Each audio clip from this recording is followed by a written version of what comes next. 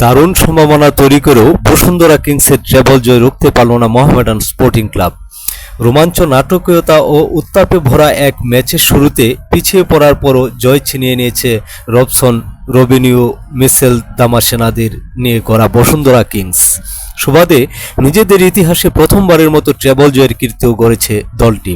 গতকাল বুধবার ময়মনসিংহের রফিক উদ্দিন ভূঁইয়া স্টেডিয়ামে অনুষ্ঠিত ফাইনালে 2-1 গোলের জয় তুলে নেয় বসুন্ধরা কিংস। গ্যালারিতে দুই দলের সমর্থকই ছিল চোখে পড়ার মতো।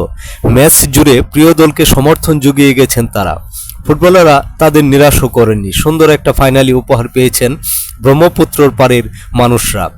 গোলশূন্য প্রথমার্ধের পর দ্বিতীয়ার্ধে মোহামেডান লিড নেয় নাইজেরিয়ান ফরোয়ার্ড এমানুয়েল সান্ডের গোলে। কিন্তু নির্ধারিত সময়ের শেষ দিকে একক প্রচেষ্টায় নান্দনিক এক গোলে কিংসকে সমতা এনে দেন মিগেল দামাসোনা। পরে ম্যাচের অতিরিক্ত সময়ে বদলি খেলোয়াড় জাহিদ হোসেন গোল করে ম্যাচের পার্থক্য গড়ে দেন। যে গোলে প্রবল আপত্তি ছিল মোহামেডানের, এমনকি মাঠ ছেড়েও চলে যায় তারা। ম্যাচ বন্ধ থাকে বেশ খানিকটা সময়। পরে অবশ্য মোহামেডান মাঠে ফেরে ঠিকই, কিন্তু ম্যাচটা আর মুঠোয় ঘোরাতে পারেনি। এই মোহামেডানকেই ফাইনালে হারিয়ে স্বাধীনতা কাপ জিতেছিল বসুন্ধরা কিংস।